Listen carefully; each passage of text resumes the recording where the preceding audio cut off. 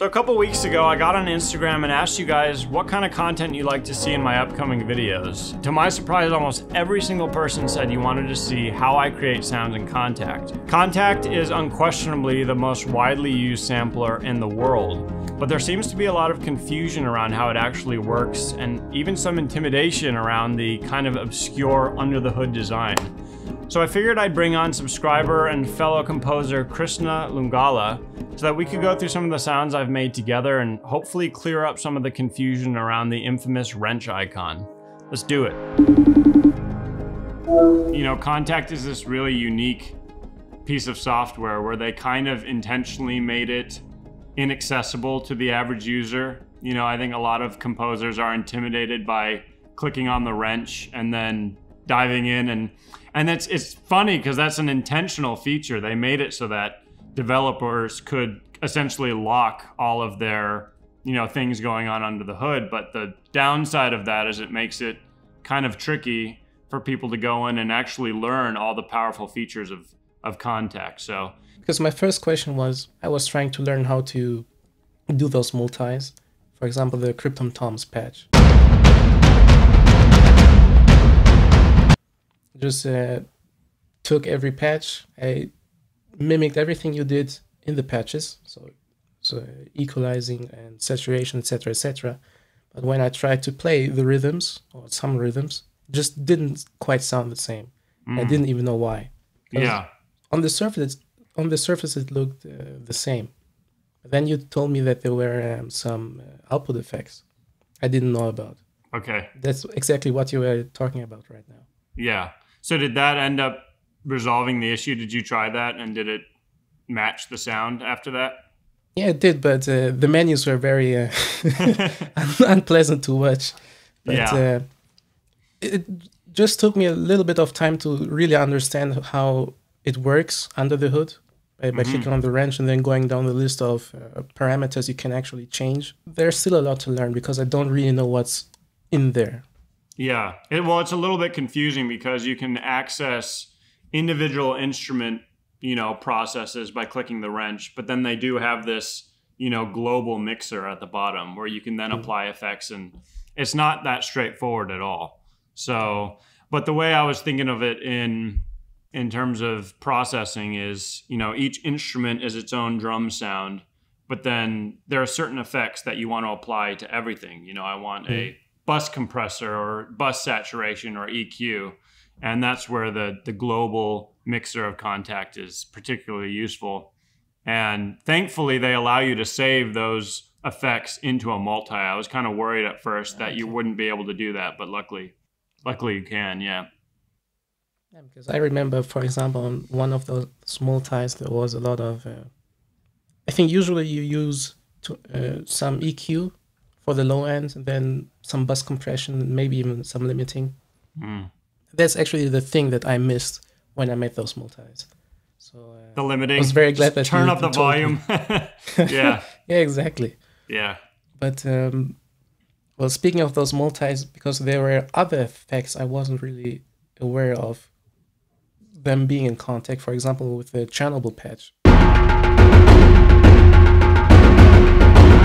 Because one of those patches sounds very distorted, and obviously in LA Modern Percussion there's not a distortion panel where you could actually pull in the distortion. Yeah, so yeah, LA Modern Percussion, we have this kind of complex mixer thing going on where we had EQ and saturation and transient designers and things, kind of the effects that you'd be using for shaping the sound and mixing, but then we didn't actually get into the creative effects like reverbs and delays and, you know, things like lo-fi, because originally I actually wasn't expecting to use those kind of sounds for the multis. I thought, you know, I'm going to create beautiful sounding organic percussion. But I think at that time, you know, with my experience with Kontakt, I had the impression that a lot of people have, which is like, the effects in Kontakt aren't very good, so why even bother putting that into the product? Yeah, maybe they're not as good as some of the effects that you get in your, DAW, like Sound Toys or FabFilter. But if you're creative and you know what you're listening for, you can get pretty far with the basic Kontakt effects. I mean, they even have, I think, percussive impulse response or something like that. I didn't even know that was in Kontakt. Yeah. So, I mean, and you can do things creatively, too. It's like, okay, a convolution reverb doesn't sound super, realistic in the sense that there's not a lot of modulation going on. They can tend to sound a little bit static. But what if you put, a rotator modulation or a flanger into the reverb to give it a little bit of movement, and then all of a sudden, it sounds pretty good. So it's just about being creative. But if you want, I can share my screen, and then I can actually show you what we did on the Chernobyl patch and other patches. So this multi was actually built by Ryan Strong, so I'm not going to take credit for it, but I can tell you what he did here. He had some tape saturation, this cat distortion, which is it's kind of like a fuzz guitar pedal, and then delay. So a lot of the LA Modern Percussion patches where you're hearing effects that aren't on the user interface, you can find them all in the insert effects, which is, they've got a group effects section and then an insert effects section. And the insert effects are basically being applied to everything after all of the processes are being done within Kontakt. And if you want to get really fancy with the group insert effects, you can actually modulate them from a group level. You can't modulate the insert effects, but if you wanted to do something like have a filter, attached to an LFO, so it's doing that kind of wub wub wub thing, you can do that from the group insert effects section. So interesting. Yeah, so in this case, he's basically just got various distortions on these. Not that one, but I don't even know if he's got anything on this. I think it was just, okay, he does. Hot Solo. And I don't know why he put it on the bus there. I think it was just an accident, but maybe he'll chime in. So yeah, I would say, if you're hearing effects that are obviously not a part of the user interface features, then the first place to look would be the insert effects, which is relatively simple. But I agree. I wish they had included some of these features, in a much more accessible way. Like you had a tab at the bottom here, which was standard for all instruments, and you could just click and add effects that way. It seems so convoluted to have to go all the way under the hood, find this kind of obscure section and do it that way. But that's Kontakt for you. I mean, now I understand why it's so expensive, because it's actually quite a complete package. Oh yeah. But on the other hand, well, a little bit more complicated than it should be. Yeah. But speaking about complicated, this is something I was also very curious about, because in some of those multis or the groove packages, for example, you have very elaborate rhythms. And I'm not really sure if I were to do a groove, for example, or multi, how do you approach making that groove? It kind of depends. In some cases, some of the grooves were derivative or inspired by existing productions, and I do that both for inspiration, but it's also a good way to learn about mixing and trying to match some of the things that we hear in scores that we love, because, oftentimes I'll create something on my own and then do a reference version. I create a multi that was inspired by Man of Steel or Junkie XL, and I'm really surprised at how much more processed the sounds are in those references than I would default to. So, for example, most of the time they're pulling out a lot more low mid information than I'd be inclined to do, or they'd be boosting the high end a lot more. Or this is another interesting thing when we were actually working on LA Modern Percussion with Alan Meyerson. He essentially created this template for us to use as a reference point, and then we would take Kontakt and mirror what he was doing. Okay. And so I would kind of match his stuff, but he didn't create, you know, an individual mix for every single drum sound. And so in many cases, what I was doing was using his project as a reference point and then kind of recreating it in Kontakt. But what I would tend to do is create the sounds with a lot more close mic than he would. And I think this is something a lot of composers make the mistake of doing is our ears are particularly drawn to hearing an audio signal very upfront and with clarity. But what he was saying is like you lose this sense of scale and three dimension in the mix if you don't have enough room. And a lot of composers tend to make that mistake is they add too much close and then you lose that 3 dimension. Because I mean, for me, when I listen to one of Alan's mixes, that's the thing that really makes it stand out from one of mine or the average composer is this sense of realism in this virtual space.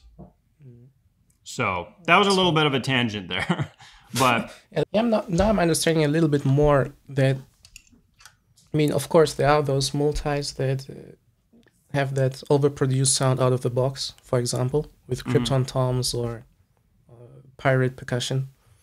But once I started to make multis of my own, I just realized how flexible the library is, because I can have, I mean, you do that too. Yeah, for example, hybrid loop A, B, C, and maybe even D. So you can have one idea, but several different approaches to it to actually tailor it exactly to what you want to do with it, be it on one project or several projects. Another question, because this is one of the most standout patches in LA modern percussion, which is emotional pad. I was just wondering, it's just Grandcastle raps, but I don't quite understand how you got them to be this melodical. I'll show you. It's actually real easy, but it's something that, you know, most people wouldn't know even existed within Kontakt. But so we've got our rubs here, and you know the rubs had a tonality, but it wasn't like we had every note on the keyboard. Of course. But if you open this up, you can see up here in the source window, you have the option to select between your various modes. And it's basically how Kontakt will interpret the samples and it'll allow you to process them differently. So oftentimes when you load up a library, it's going to be set to something like DFD, which is for better CPU usage. You know, it's streaming samples instead of having them all loaded up. Or if you have a rhythmic patch, they'll use Time Machine Pro or Time Machine 2 because that allows you to sync things to the BPM of your DAW. But there's one called Tone Machine here, which will essentially take any source. It can be atonal, so it can be a drum, and it will create a tonal sound and then automatically map it across the keyboard so that you can play chords. And then what I did was they give you a speed control, and I brought the speed down to 25%, which really stretches that audio file out. Nice. And it makes it more tonal. And then basically from there, you've just got this pad sound already. But what I like to do is add a convolution reverb. And the one I go to for these super ambient type of sounds is the Lexicon L300, and then there's like a 31-second reverb tail. So that's like super easy pads right there. And then, you know, sometimes I'll down tune things to stretch them even more, create a lower bass frequency. You know, this is basically filling out the lower end of the spectrum, and this is doing the high stuff. So it's really that simple. Especially the low end sounded more like a synth than anything else. I was just, because I used this patch on the project and it instantly gave it that spacey feel, something in outer space. And I was just like, how did you do this? It doesn't even make sense. But, I know, it's weird. I mean, it's one of those things where I just experimented. I didn't even know Tone Machine was a thing a year ago, but I'm just kind of randomly clicking around and seeing what kind of crazy sounds I can make, and then I just discovered it. So, I mean, I really encourage anyone who's interested in the sound design aspects of Kontakt to just spend a day, click on the wrench, and start hitting buttons and just see what happens. I mean, that's how you learn. And you know, half of these sounds I discover by accident by doing exactly that. You know, it's not a very technical process for me. Speaking of things that sound like synths but really aren't, in RCD acoustic guitars, for example, there's this Mule Pulse patch or multi, and I was just like, something loud sounds kind of like a kick drum, a synth kick drum. This was just let me play it real quick. So this is one of the atonal riffs. I think I was hitting, you know, the body of the guitar when I recorded it, and then I pitched it down an octave, so it's bringing out a lot more of those lower frequencies. And then I've got a filter, basically taking out all the high end. And then I've got some distortion and reverb, and that's it. Pitch shifting is one of my favorite things to do with the multis. You'll notice in like LA Modern Percussion, there's all sorts of pitch shifting going on, you know, taking a drum and bringing it down, you know, 3 semitones or 6 or 12 can bring out all sorts of low end information that, you know, you don't have otherwise. And especially when you're layering it behind, you know, the pure version of the sound, it can just really enhance the effect. So this is, for example, when I tried some patches from ACG. I mean, obviously, I feel like I have to get into the weeds when it comes to the different samples that they've actually recorded in order to get a feeling for what can I combine, what can I not combine. But I noticed that a lot of the multis you did for this library have those performances, I'd say. Mm-hmm. Yeah, the riffs. Mm-hmm. Yeah, the riffs, exactly. I guess it's the same process as with LA Modern Percussion, I think, where you have those, I think they were called performances there, or the fills. The fills, yeah. Because I have a hard time actually using the fills patches in a organic sort of way, especially since you explained in the walkthrough video that you can actually stop or change the starting point of the samples. Mm-hmm. For instance. Yeah, I think the key with the fills and stuff like the riffs as well is how much of them you make a part of the sound. You know, if you're going to make them the main part of the sound, you know, the loudest aspect, then you have to really make sure that your programming is on point and you're not hearing too much repetition in a loop, you know, and because it starts to sound mechanical. So yeah. I try to use them in a more subtle way where they're adding this kind of energetic performance on top of the traditional samples. So it gives it energy, but then the traditional samples are carrying the performance in a different way, you know. And then if I have samples with round robin, which I'm able to automate and all of that on top of the loop, then your ear will less easily attach to the idea that this is a loop that you're hearing over and over again. So it's kind of pulling on the strengths of, you know, both patch type. I'm getting the energy and realism from a loop in this aspect, but then I'm bringing in the human kind of non-pattern-like sounds from the traditional samples. And the challenge is figuring out how to balance all of that. Speaking of balance, I think maybe it's just to my ear. I feel like those strums, for example, you've recorded for ACG sound kind of mono, or just were they recorded in mono or in stereo? Yeah, we recorded all the RCD line in mono, and it's kind of a strange choice, you know, especially if you think of recording an acoustic guitar traditionally, because right out of the box it doesn't sound overly inspiring, but it actually ends up working better in the case of layering things, and you're taking one tone and you're panning it to one side and another to the other.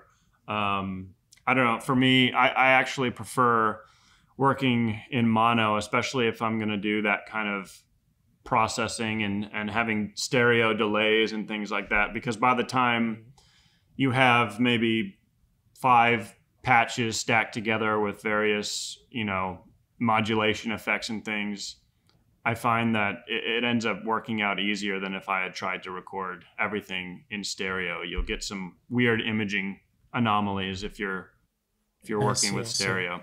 Makes sense. I mean, it's also especially easy to maybe use 2 patches that are similar to each other, just pan them left, right, and then get this interaction between both sides. Mm-hmm. I see. And I think there was one more patch in LA Modern Percussion that I found very interesting. I think it was subhits, or basically all the subhits, because they are just either bass drum or Grand Casa patches. Yeah. They have this sort of reverb that is quite tonal. Yeah, I'll pull it up. It's funny. So, Chrisna, you sent me an email, basically asking about specific patches, and I thought off the top of my head I'd be able to remember what I did, but I didn't. So I had to prepare all these. So that's why I've got them all ready here. But in the case of this patch, it's actually very similar to what I described for the emotional pad, where we've got a lot of these sounds being, well, let's see, let me actually play them. Okay, so that sounds are low hit. I've basically taken a small drum, a Daiko, and pitched it down, 3 octaves. Here's an interesting tip is, in your mind, you'd think, I'm going to take the biggest drum I've got, so a large taiko, and pitch that down. But it actually doesn't sound as good because you pitch it, maybe an octave or 2, and then it falls apart. The low frequencies become too deep. You take something like a Daiko, which is a much higher pitched drum, and then you pitch that way down, and all of a sudden this massive low end just comes out. So that's another low hit. All right. So there are 2 things going on as far as these tonal tails go. For the Daiko 3, I actually used this convolution called Reso Breath, which is basically in Kontakt they have these special effect reverbs. I don't remember which one it's in. Oh yeah, here it is. It's in there, yes. So basically what they did is they created convolutions out of things that aren't acoustic spaces. They took tonal objects and they created a convolution out of that. And so if you run a drum through it, you get this tonal tail. So that's what's creating that sound. And then I'm just driving that through a large church convolution to just bring the tail out. But that's how I got the tonal sound out of that. I see. And then these other ones, I am using Tone Machine again. And you can see this one, I've brought the speed down to almost 10%, which is really slow. And it gives you this super kind of affected synth sound. I don't know if you are familiar with, there was this trailer for one of the recent Godzilla movies that came out, and they had this sound, and that's pretty much exactly what they did, is this speed thing. And then again, I think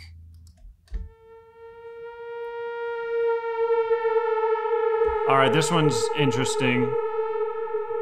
We did the same thing, Tone Machine, brought the speed down to 16%.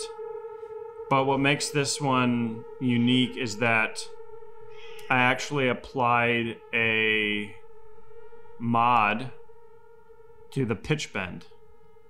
So you're able to assign modulators to things like pitch bend or level or effects. And in this case, I've got it routed to the pitch bend. and you'll see I've got an LFO. And then your mods are at the bottom, and you can see it here, pitch, LFO, and then you assign the frequency, which is how fast it's going. So this is doing this like kind of thing. And then of course, I've got a big reverb on there somewhere. And then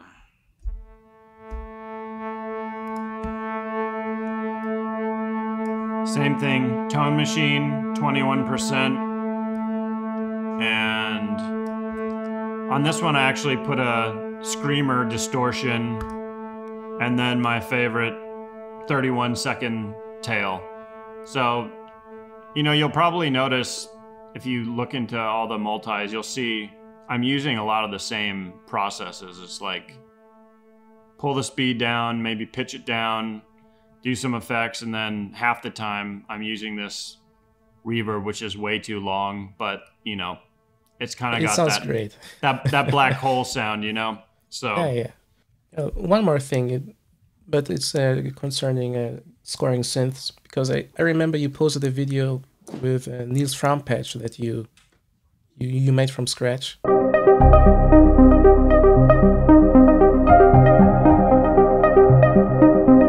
Yeah. And it would be interesting to see how you actually programmed it.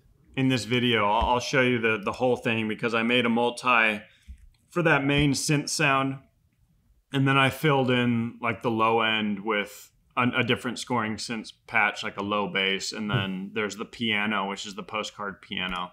But the actual kind of iconic synth is just two synth pluck patches layered, and then I've got this poly step thing doing two different things.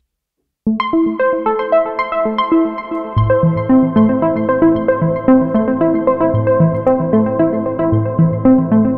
kind of remember what it sounds like. But yeah, it's very simple, but I'm using delay to kind of create this rhythmic syncopation thing going on. So it's not all coming from different ARPs. I've got one simple ARP going da da da da da da, but then the delay is hitting on an eighth note, and it's creating this thing bouncing back and forward, and that's part of what gives you the sound.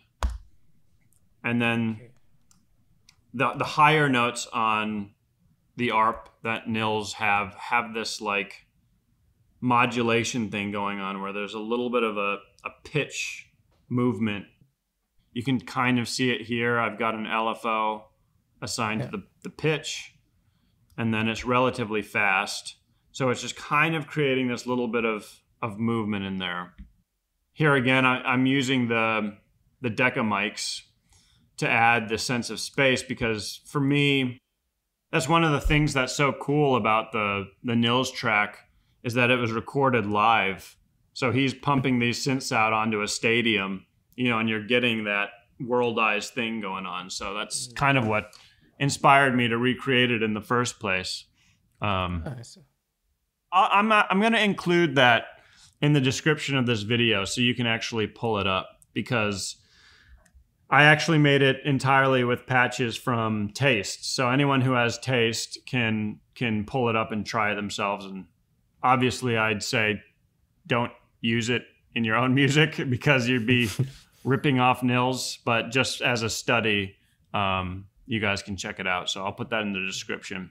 I now remember something, because I think it was especially with Krypton Toms, but I think not only that one, because you have the mapping that Junk XL would do, just one note, one dynamic, but then you have on the upper half of the keyboard one where both keys have all the dynamics, but then the other two keys have alternating dynamics. I think it was 2, 4, 6, etc., etc. Yeah. But in the case of Krypton Toms, I feel like the F and the G key have a smaller ensemble than the C and the D key. And I wanted to know how you did that. So yeah, all I did was the dynamic hits patches have the full mapping, and then they've got the green keys, which are exactly what you described.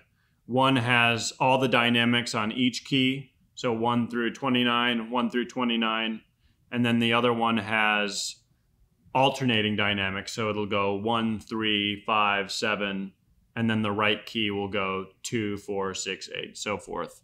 And so what I did for these patches was I took the traditional hits, which are mapped differently, they just have the 2 keys, and I transposed them up 2 octaves so that they'd be sitting on the first of the green mapping. So what that allowed me to do was use one green mapping for a smaller ensemble without the traditional hits layered, and then the other one brings in, this whole other ensemble. So it lets you kind of balance between massive ensemble and pretty big ensemble. It's all so simple.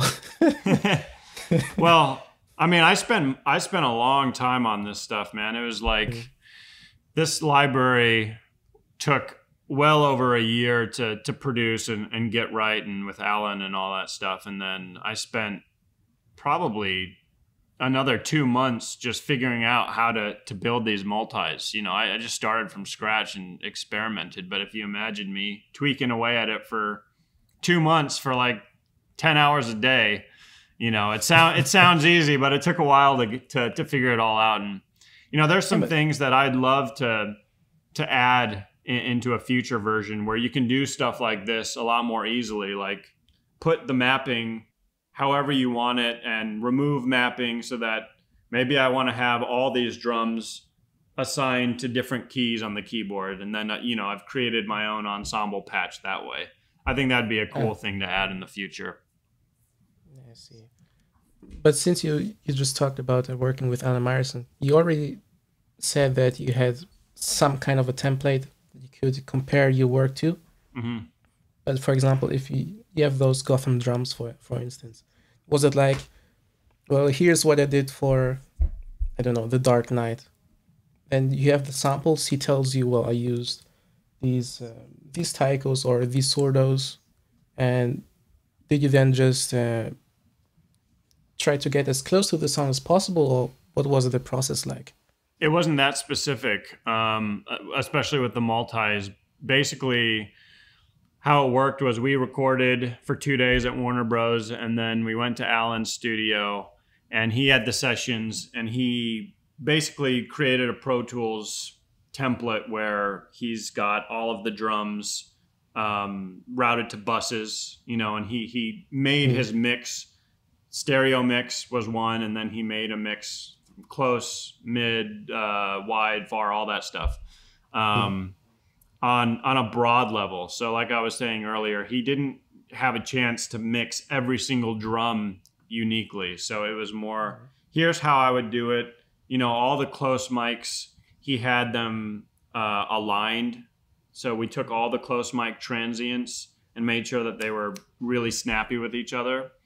And then he would also do things like take the room mics and line them with the close mics so that you don't have that flamming effect. And, you can see in LA Modern Percussion, we just included that as a controllable feature rather than having it hard baked in. And same with, all the compression and the EQ and stuff. It was like I spent a lot of time experimenting with the Kontakt effects and then seeing how it translated from his mixes where he was using, any number of effects from waves or sound toys. And the interesting aspect to that was that I preferred how it sounded when we could play the drums into a compressor or a distortion in Kontakt than baking those effects in on a sample level.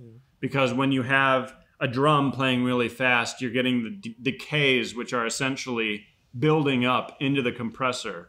So you get more of a realistic effect that way. And it actually, I talked a lot with Alan about it, and he agreed. It's like that translates more realistically to what you'd expect from a live recording or what you hear in one of his mixes. And so when I made patches that were referencing scores I like, I was literally just listening to the score on iTunes and then noodling around and seeing how close I could get it myself. Yeah, but they are pretty close to to the references. Good. Well, I'm glad. Especially the Krypton Toms. Yeah, that one. But, probably my favorite multi. That was the first time I really figured out that using the looseness, the random looseness controls and adding different levels of looseness contributed to the sound, the sense of scale. Because if you were to take a drum sound from another library that didn't give you the ability to humanize, basically, if it were edited tightly, all of the transients are going to hit so close together that it doesn't sound like an ensemble. It just sounds like a big, single drum. So that was kind of a breakthrough for us, was figuring out adding these little human touches to it could contribute greatly to the sense of, realism, but also just the sound that we are used to hearing. Well, it makes sense. I mean, I've watched a bit of the behind the scenes of the making of that score. It's basically, I think it was 12 drummers.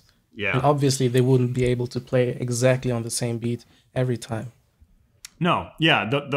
In general, the larger the ensemble you have, the more variation you're going to have between timing. And we had a 4-piece ensemble, and, they were pretty tight, but, with the dynamic hits, we captured a lot of soloists, so single drums, and you really need to give that human aspect for it to work properly. So maybe for the last question, there's this multi in ACG, which is called Cyborg Reset. I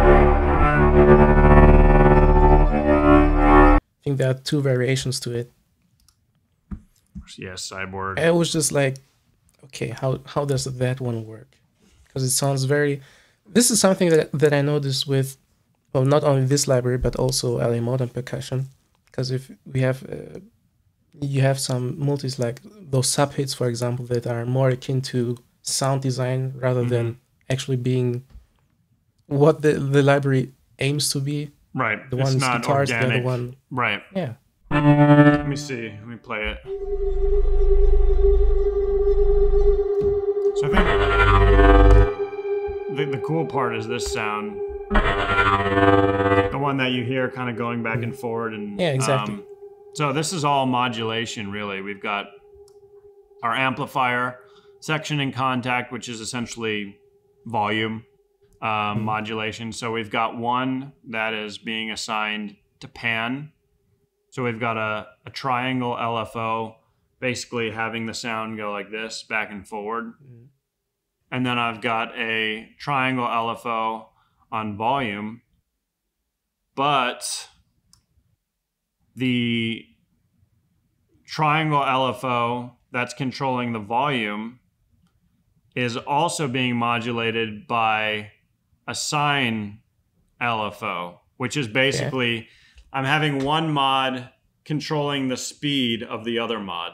So you'll hear it doing this, da, da, la, la, la, la.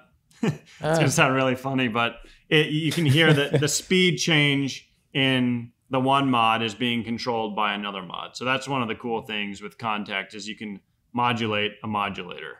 So it's basically a giant rabbit hole you can fall into. Kind of. I mean, I don't know how familiar you are with, making your own synth sounds, if you've used much analog synths or anything like that. But when you learn the basics of building sounds on a relatively simple synth, the whole modulation stuff becomes a lot more simple. It's basically just doing something that you could do with a fader, but it's doing it either in a way that's more precise, it's very exact, or in a way that you wouldn't be able to do it yourself. So it's basically like automation. But if you want, I can do a video kind of specifically going over aspects of Kontakt if there are things you're curious about, like, all right, modulation, tell me all about modulation, or anything really. Just let me know. I think that would be great, because I'm the kind of learner who tries to do the things he sees, and then he actually gets to understand what I'm actually doing. So yeah, that would be great. I think part of the problem is Kontakt, when you pull up you know, this under the hood section is it's just kind of hard to visualize what's actually going on here. You've got these various sections, which unless you know what they are for, are kind of meaningless. And then, you know, they do things like put the modulators at the bottom, but they're being routed to something all the way up here. It just familiarizing yourself with the layout. You know, I'm really not a Kontakt guru. I know a very basic level, but enough that I can kind of create the sounds I want. And I think it'd be beneficial for everyone to be able to just have that kind of basic knowledge of Kontakt. Definitely. Well, thanks for joining me today. I hope I was of some use. I mean, I have to thank you Hey, my pleasure. for explaining everything. Yeah. All right, Chrisna. I'll talk to you soon. Bye. Bye. All right, guys, thanks so much for watching. I'm Oliver Codd. If you have any questions about Kontakt, leave them in the comments below and I'll get back to you. Give me a good old like and a subscribe and I'll catch you on the next one.